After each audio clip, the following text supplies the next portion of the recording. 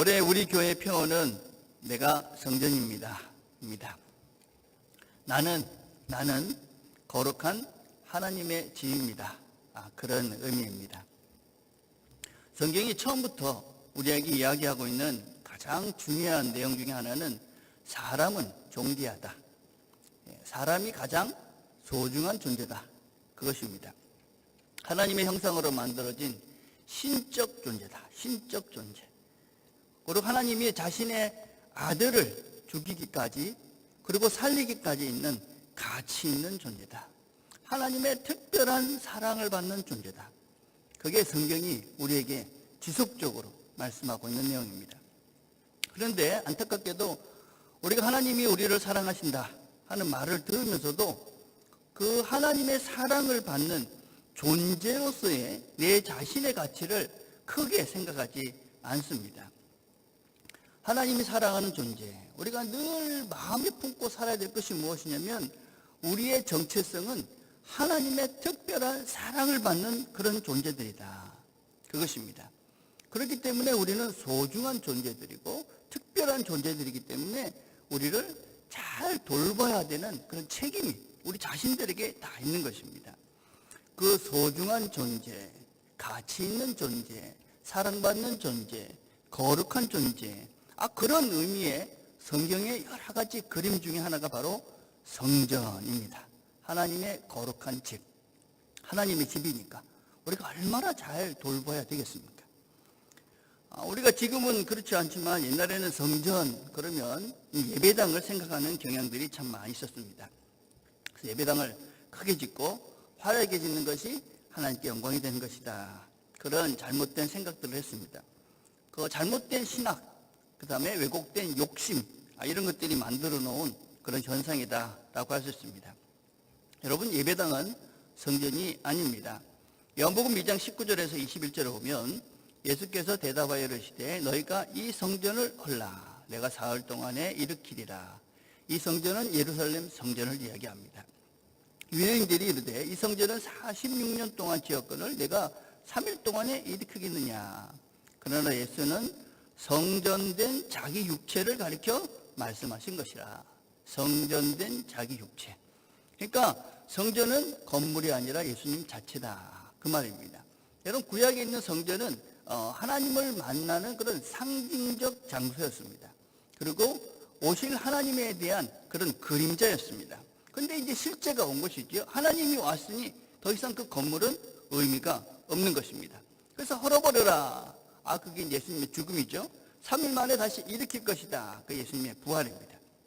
그리고 승천하셨습니다. 승천이라는 것은 우리도 이렇게 예수님처럼 하나님 나라에 간다. 그걸 보여주신 그런 사건입니다. 그리고 약속대로 성령을 우리에게 보내주셔서 우리와 함께 하십니다.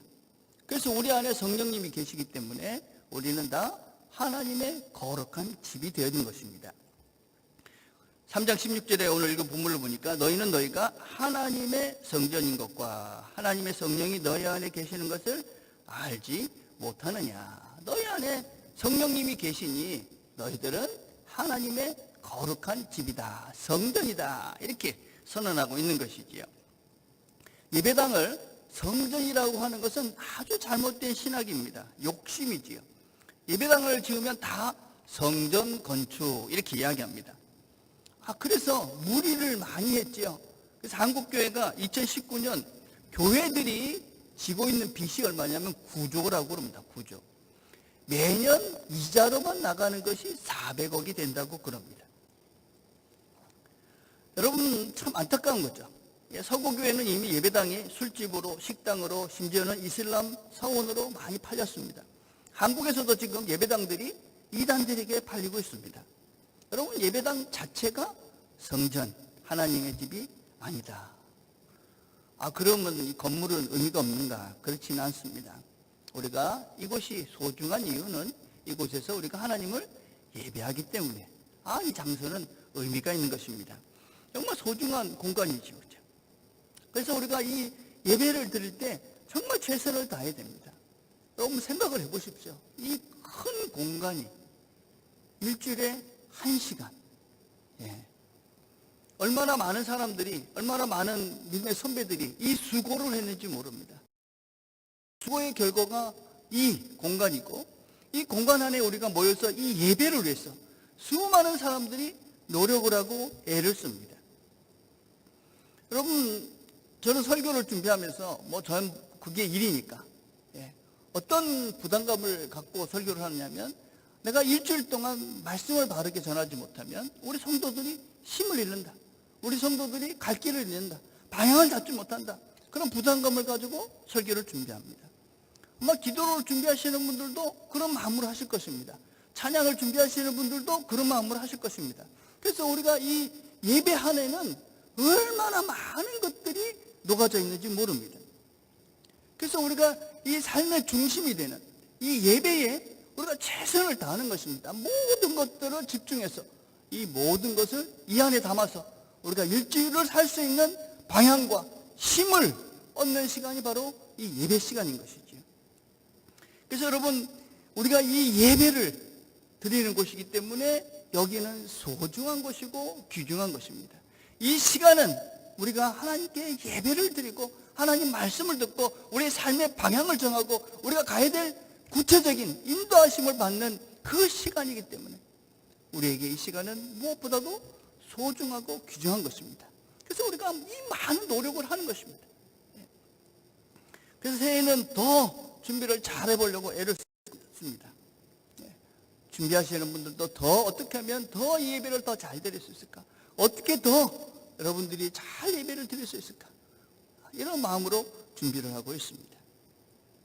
이곳에서 예배 드리는 곳이기에 이것은 소중한 곳입니다. 그리고 이 예배당, 이 교회는 초대교회를 보면 다 집이었습니다. 집. 로마서 16장 5절에 보니까 저희 집에 있는 교회에도 문안하라.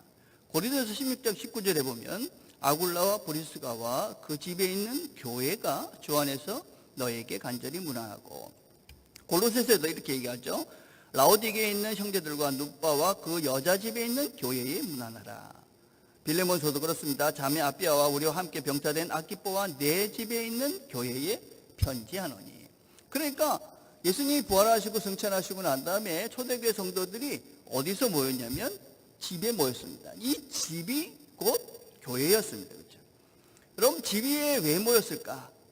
여러분, 물론 공간적인 그런 의미도 있지만 정말 중요한 것은 무엇이냐면, 그 당시에 사람들이 집을 오픈하고 집에서 같이 음식을 먹는다는 것은 아주 특별한 일이었습니다. 그 당시는 먹는 것이 아주 중요했던 시기였습니다. 그래서 한번 같이 모여서 식사를 한다. 그러면 이 사람들과 나는 특별한 관계에 있는 사람들이다.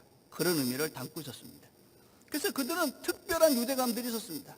그래서 성경이 뭐라고 이야기하냐면 한 몸이다, 가족이다, 이런 특별한 표현들을 쓰고 있는 것이죠. 그러니까 그 사람들이 한 몸이니까 한 편이고, 그리고 그 사람들이 같이 하고 있으니까 이 사람들은 늘 같은 편으로 같은 삶을 살아가는 것이죠.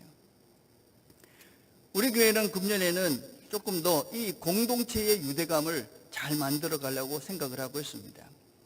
여러분, 순서지 이제 별지에 보시면 그 전에 우리가 임명하지 않았던 분들이 임명된 분들이 계십니다.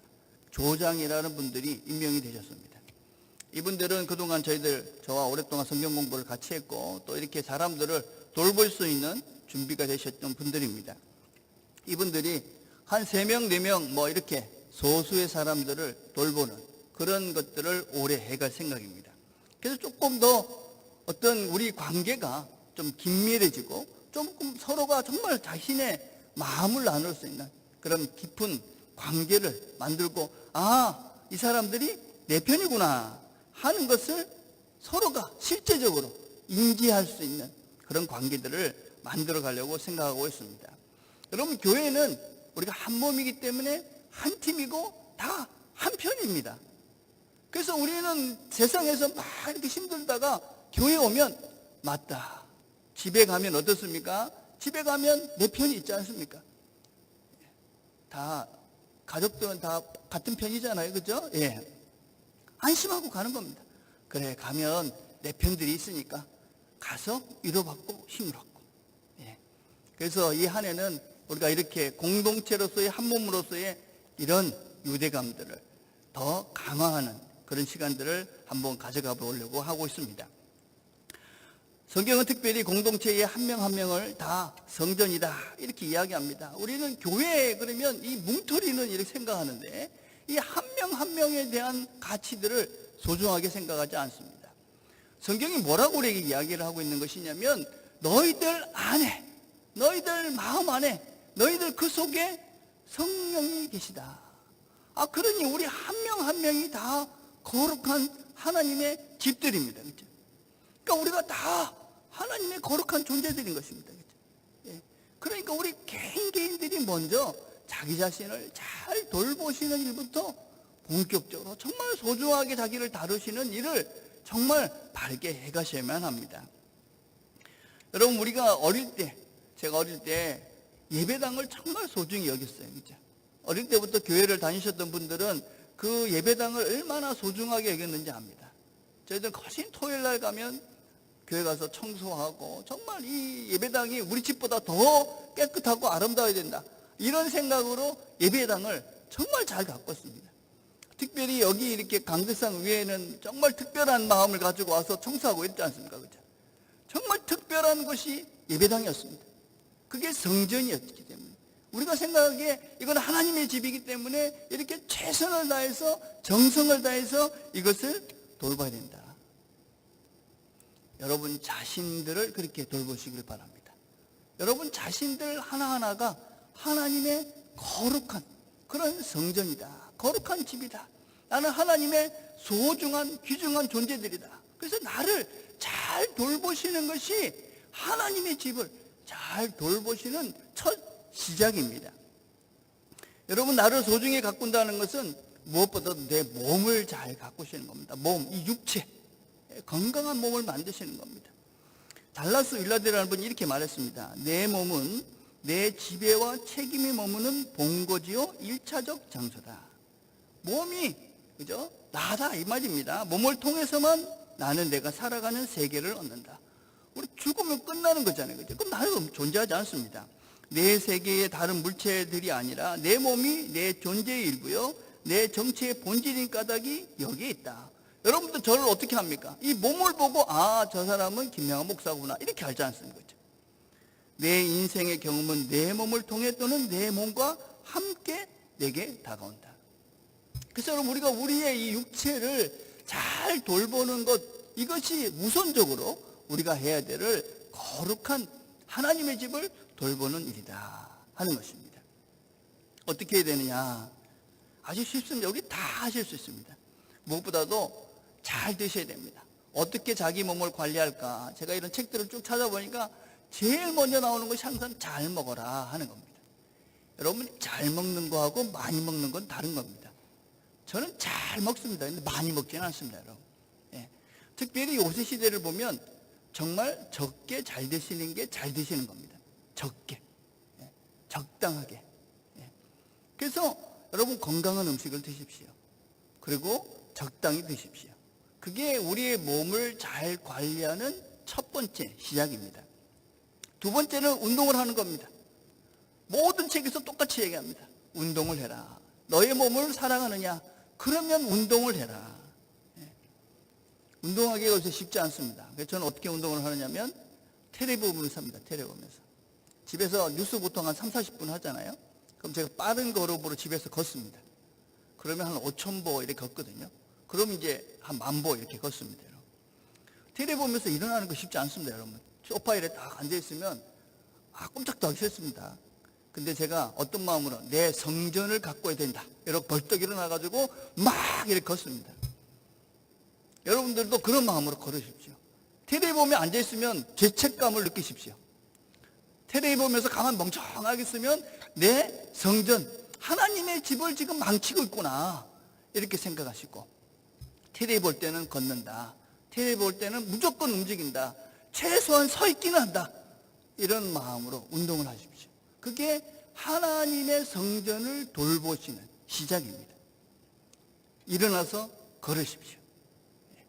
하루에 10,000보를 안 걷는다 그러면은 내가 하나님의 성전을 더럽히고 또 하나님의 성전을 이렇게 망쳤기 때문에 회개하셔야 됩니다. 일어나서 걸으십시오. 세 번째는 잠을 잘 주무시는 겁니다. 여러분 10시 때 무조건 주무셔야 됩니다. 여러분 텔레비전 보는 시간과 인터넷 하는 시간들을 줄이셔야 됩니다. 올해 저희들이 성경 공부를 하면서 숙제 중에 하나가 무엇이었냐면 일찍 자기였습니다. 생각보다 잘 못하시더라고요. 너무 늦게 자는 그런 것들이 너무 많습니다. 늦은 시간에 뭐 할 게 있습니까? 텔레비밖에 더 보십니까? 혹시 뭐 늦은 시간에 처리하시는 분 계십니까? 없잖아요. 우리가. 늦은 시간에 성경 공부한다고 막 늦잠 그렇지 않잖아요. 다 텔레비 보시고 뭐 이러시면서 늦게까지 계시잖아요. 10시 되면 주무십시오. 그게 내 자신을 돌보는 겁니다. 주무시면서 잠이 안 오면 이런 생각을 하십시오. 하나님의 거룩한 집을 돌보기 위해서 내가 잠자리에 든다. 그런 마음으로 주무시는 겁니다. 그래서 무엇보다도 우리의 몸을 돌보는 것이 하나님의 거룩한 집인 이 성전, 이걸 돌보는 것이다. 그래서 내 몸을 위해서 뭔가 하는 것을 여러분 그게 이상하다고 생각하거나 아니면 이기적이라고 생각하지 마십시오. 여러분 자신들을 위해서, 몸의 건강을 위해서 시간을 내는 것은, 또 물질을 사용하는 것은 반드시 우리가 해야 될 소중한 일입니다.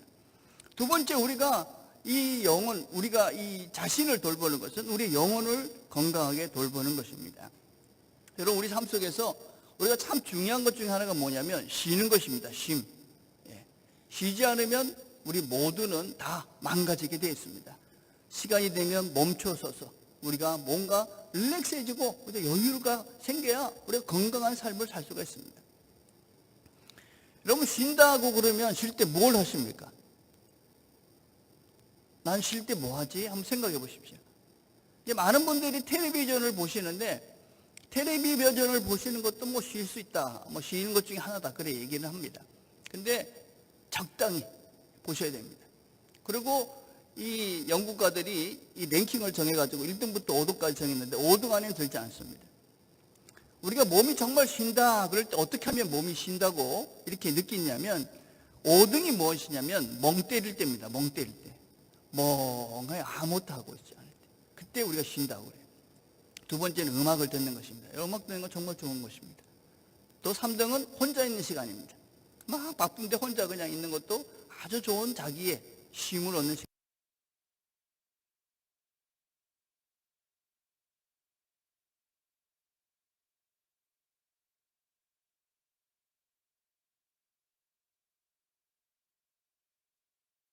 운동을 하면 우리가 정말 잘 쉬는 그 첫 번째 것이 무엇이라고 생각하십니까?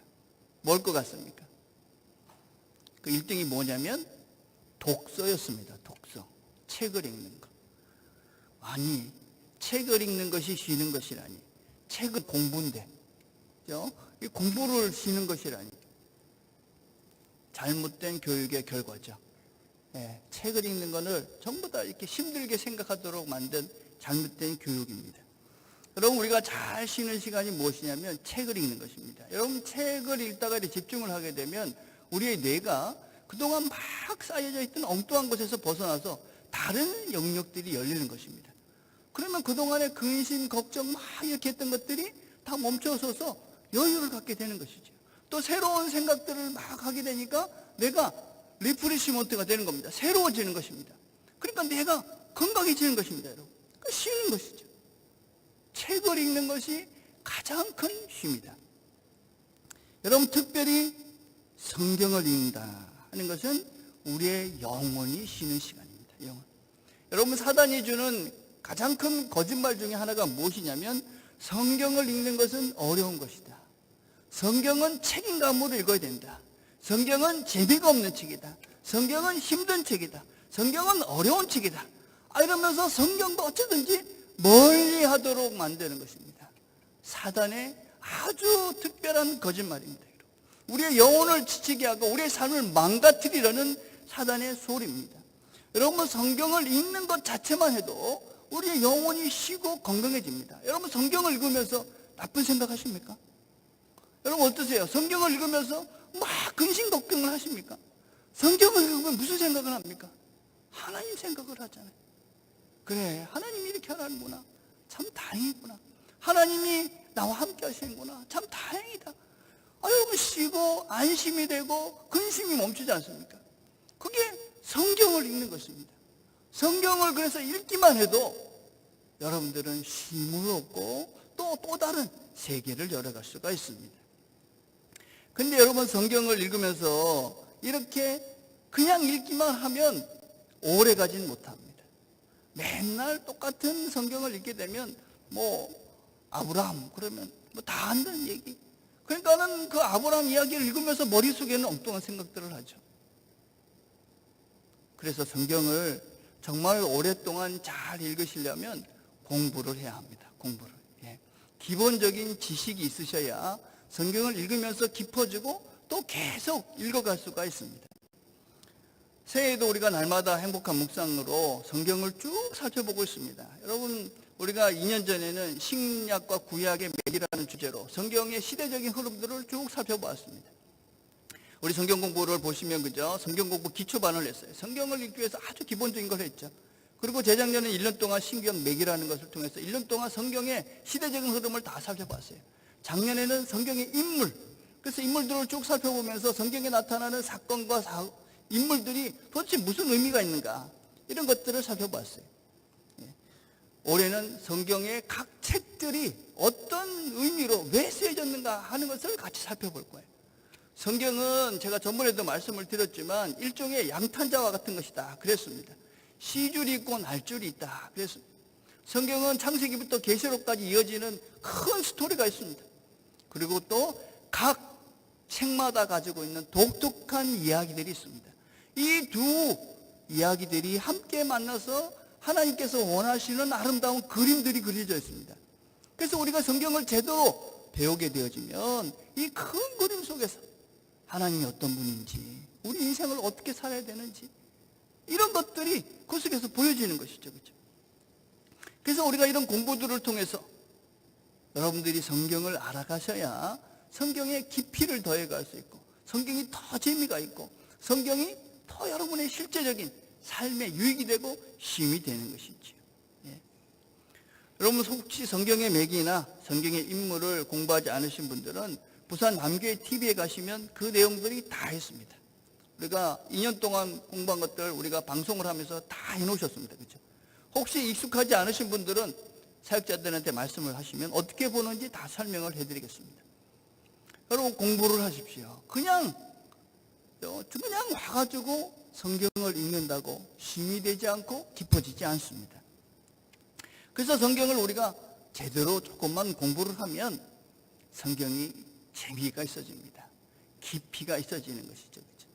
여러분 하나도 모르면 재미가 없지 않습니까? 그렇죠? 여러분 신앙생활을 한 10년 했는데, 그렇죠?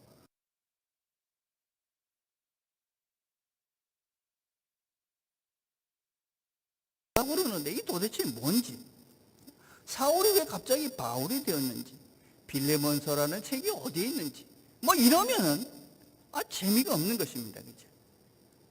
성경은 어떤 책보다도 재미있고 신비로운 책입니다.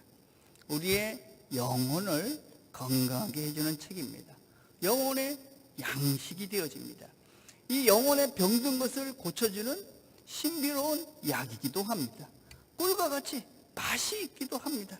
여러분 그래서 이 성경을 조금만 여러분들이 애를 쓰셔서 배우시면 이 성경이 가지고 있는 신비로운 세계를 여러분들이 누려갈 수 있는 것이지요.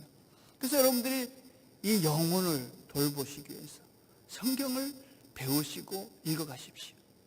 자신을 돌보는 겁니다. 어떻게 구체적으로 여러분들이 자신의 영혼과 삶을 돌볼 것인가? 제일 중요한 것은 자신을 위한 시간을 제일 우선에 두시는 겁니다. 자신을 위한 시간. 여러분 날마다 묵상을 우리가 하라고 제가 그렇게 강조를 하는데 어떤 시간이 없다고 그럽니다. 시간이 없다. 근데 시간이 우리가 일주일에 30분밖에 하지 않습니다. 10분씩 3번을 해요. 그죠? 제가 계산을 해보니까 300분의 1도 안 되더라고요. 30분. 근데 그런 시간을 내지 않아요. 그러면서 내가 영혼이 건강해지고 내 성경적 지식이 늘어나고 영적으로 성장하기를 바란다. 불가능한 일이겠지요. 늘 빈곤 속에 살 수밖에 없습니다. 잘하지 않습니다. 여러분의 육체적인 건강을 위해서도 시간을 내십시오. 여러분 운동하시는데 우선순위를 주셔야 됩니다. 여러분 우리가 지금 얘기하는 이런 것들은 안 해도 표시가 잘 안 납니다. 이게 큰 문제죠. 여러분 사실 날마다 행복한 묵상을 한 달 안 하고 2달 안 하고 3달 안 한다고 갑자기 뭔가 변화되지 않습니다. 여러분들이 운동을 한 달 안 하고 2달 안 한다고 해서 몸이 갑자기 망가져가지고 돌아가시지 않습니다. 그러나 그걸 안 하면 결국은 망합니다. 결국은 무너집니다. 아무것도 할 수가 없습니다. 그래서 여러분 자신들을 위한 시간들을 제일 우선해 두시고 그 일들을 시작하십시오. 주부의 글들을 보십시오. 사랑하세요 당신을. 그러면 사랑할 수 있을 것입니다. 자기 자신을 먼저 사랑하는 것이 있어야 다른 사람들도 올바로 사랑할 수가 있게 됩니다. 내 자신도 제대로 사랑하지 못하면서 누구를 우리가 사랑할 수 있겠습니까?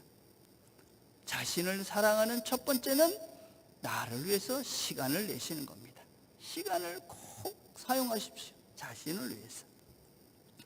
두 번째는 우리 자신을 돌보는 두 번째 일은 내면을 잘 살피는 것입니다. 우리는 어제도 내 안에 두신 하나님의 뜻이라는 말씀을 나눴습니다. 내 안에 하나님의 기뻐하시는 뜻이 있다. 내가 하고 싶은 일을 하면 된다. 우리 내 안에 내면의 안테나가 있고 외면의 안테나가 있는데 우리는 그 외적인 안테나는 아주 민감한데 내면의 안테나는 너무 무지하기 때문에 내가 뭘 원하는지, 뭘 하고 싶은지, 뭐 하면 좋은지 이런 걸 전혀 모르는 것이죠. 어떤 면에서 참 불쌍한 거죠. 예. 여러분 내면의 소리를 듣는 첫 번째가 무엇이냐? 내 감정을 보는 것입니다. 내 감정. 예. 여러분 자신의 감정을 한번 보시는 겁니다. 여러분 내 감정이 실제 내 마음이기도 합니다. 여러분 화가 났다. 그죠? 내가 지금 섭섭하다. 내가 지금 실망을 하고 있구나. 내가 슬프구나. 내가 외롭구나 하는 자기 자신의 감정이 자기의 마음 상태입니다. 누가 나한테 이상한 소리를 하면 어떻습니까? 화가 나잖아요. 그죠? 내 마음에 화가 났구나. 이걸 아시는 것부터 시작해야 됩니다. 그죠? 예. 우리는 다른 사람들의 감정에 대해서는 참 민감합니다. 그죠? 여러분 가족들에도 저 사람 기분이 나쁘구나, 오늘 화가 났구나 이러면서 막 우리가 신경을 쓰는데 내 자신의 마음에 대해서, 내 자신의 감정에 대해서는 참 잘 모르기도 하고 무심한 것이죠. 그렇죠? 여러분 내 마음, 내 감정을 돌보는 것부터 시작을 하셔야 됩니다. 그리고 기꺼이 그 감정을 표현하십시오. 물론 절제되고 품위 있게 하셔야 됩니다. 내가 화가 난다 그렇다고 집어 던지고 이렇게 하는 것은 자기의 감정을, 자신을 더 망치는 것입니다. 화가 났다. 그러면 내가 화가 났습니다. 당신이 이렇게 했기 때문에 제가 화가 났습니다. 정중하고 예의 있게 자신의 감정들을 표현하십시오. 당신이 그렇게 말했기 때문에 제가 참 섭섭합니다. 너희들이 이렇게 했기 때문에 내가 슬프다. 내가 외롭다. 내가 원망스럽다.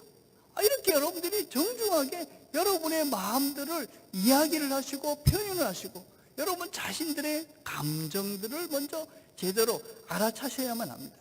그렇게 내 마음을 알아야지만이 그래야 나를 돌볼 수가 있죠. 그러시고 여러분들이 기분 좋은 일들을 하십시오. 내가 어떻게 하면 기분이 좋아지는가 이 일을 하십시오.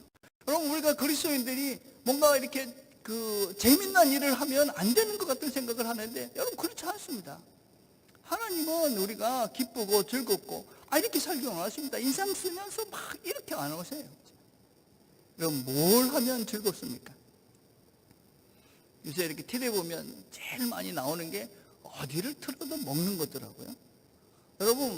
여러분 자신들에게 대접을 하십시오. 여러분 자신들에게. 여러분이 드시고 싶은 거를 여러분이 드시면서 내가 수고했으니까, 내가 이만큼 산다고 수고했으니까 내가 이 정도 대접은 받을 수 있어.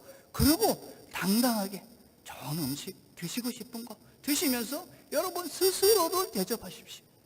자녀들이 뭐라 그러면 내가 이만큼 살았잖아. 당당하게 이야기하십시오. 수고들 하셨습니다. 애쓰셨습니다. 여러분은 충분히 그런 대접을 받을 만한 삶들을 사셨습니다. 하나님이 그런 삶을 원하십니다. 그래서 여러분이 기분 좋은 것이 무엇인지를 찾으셔서 그걸 하십시오. 예? 취미를 찾으십시오.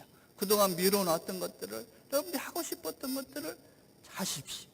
그래서 자신들을 자꾸 생각하게 되고 내 자신들이 중요한 일들을 해가셔야만 합니다. 호스피스를 했던 작가가 쓴 책 중에 브로니 베어라는 사람이 죽음을 앞둔 사람들이 남긴 후회 5가지라는 책이 있습니다. 죽음을 앞둔 사람들이 죽음을 앞두고 이게 후회가 됐다. 제가 세 가지만 소개를 하면 첫 번째가 남들의 기대에 부응하기 위해 진정한 나 자신으로 살지 못했다 하는 것입니다. 그 돌아가시는 분들 대부분이 자신이 하고 싶은 일, 진짜 꿈이 뭔지도 모르고 그냥 돌아가셨다 하는 것입니다. 이 후에는 환자들이 죽으면서 난 내가 하고 싶은 걸 한 번도 못 해봤어. 이게 가장 큰 후회라는 것입니다. 남이 요구하는 그런 인생을 살다가 그냥 돌아가신 겁니다. 또 어떤 것이 있냐면 진심을 표현할 용기를 내지 못했다. 자신의 감정을 숨긴 결과로 생겨난 억울함이 환자의 증세를 키운 경우가 많았다. 그러니까 자기가 억울하면 그걸 표현해야 되는데 안 하고 그냥 묵힌 것입니다. 여러분, 우리가 어떤 원망이나 불평이나 화나 이런 것들을 마음에 묵혀두면 어떻게 됩니까? 안에 곰치와 상처가 있는 것입니다. 근데 그게 가만히 있느냐? 다른 곳에 표출이 되죠. 청소년을 연구한 결과들을 보면 매 맞고 자란 부모가 아이들을 때린다는 분명한 연구 결과들이 있습니다. 왜 매 맞고 자란 부모가 자녀들을 때리느냐? 자신들이 매 맞고 그러면서 안에 분이 쌓이는 것입니다. 울분이 가득 차 있는 것이죠. 그것을 어떻게 표출할까? 표출하지 못하다가 결국은 자녀들에게 그런 폭력을 행사하는 것입니다. 그래서 여러분, 이 폭력은 대를 이어간다고 그러지 않습니까? 여러분들이 가지고 있는 울분이나 화를 정당하게 표출하시고 예의 있게 표출하십시오. 진심을 표현하지 못했다. 그 다음에 마지막으로 뭐가 있느냐면 자신을 더 행복하게 만들지 못했다. 많은 사람들이 행복은 자기 자신이 만든다는 것을 깨닫지 못했다. 이렇게 결론을 맺고 있습니다. 행복은 여러분 자신들이 만드는 것입니다. 누가 만드는 것이 아닙니다. 여러분, 다른 사람들이 나를 하게 해줄 거라고 기대하지 마십시오. 내 자신도 못하는데 누가 다른 사람이 하겠습니까? 근데 제가 사실은 더 충격을 받은 것이 무엇이냐면 이 서구의 사람들은, 호주 사람들은요, 제가 아는 이런 사람들은 우리보다도 훨씬 자기들이 원하는 것을 하면서 사는 사람들, 아주 이기적이고 자기 원하는 것이 있으면 냉정하게 그냥 자기 하고 싶은 걸 하는 사람들입니다. 근데 과연 우리는 그럴까? 우리는 이런 것이 있다는 것도 모르고 그냥 살지는 않을까? 내가 뭘 하고 싶은지도 모르면서 평생 살고 있지는 않은가? 하나님이 우리가 이 땅을 떠날 때 원망스럽다. 난 하고 싶은 거 한 번도 못 해봤다. 남들을 위해서 살다가 죽었다. 그러면서 인생을 마무리하게 하지 않으셨습니다. 하나님은 우리 안에 우리가 정말 행복하고 또 우리가 기쁘게 할 수 있는 그런 내가 원하는 일을 우리 마음속에 두셨습니다. 우리 내면을 잘 보시면 우리가 뭘 하고 싶은지를 여러분이 찾을 수 있습니다. 내면을 잘 보는 연습들을 꼭 하십시오. 여러분 자신들을 돌보십시오. 하나님의 성전입니다. 우리는 하나님의 거룩한 집입니다. 우리는 이 집을 잘 관리하고 돌봐야 될 책임들이 있는 겁니다. 육체를 잘 돌보십시오. 여러분들의 영혼을 잘 돌보십시오. 그래서 이 한 해 우리가 하나님께서 우리에게 주신 이 시간들 속에서 우리가 기뻐하고 즐거워하며 할 수 있는 일들을 하시며 우리 자신들이 건강해지고 우리 자신들을 잘 돌보시면서 여러분의 육체와 여러분의 영혼들이 다 건강하게 되는 그런 2022년이 되기를 주의 이름으로 축복합니다.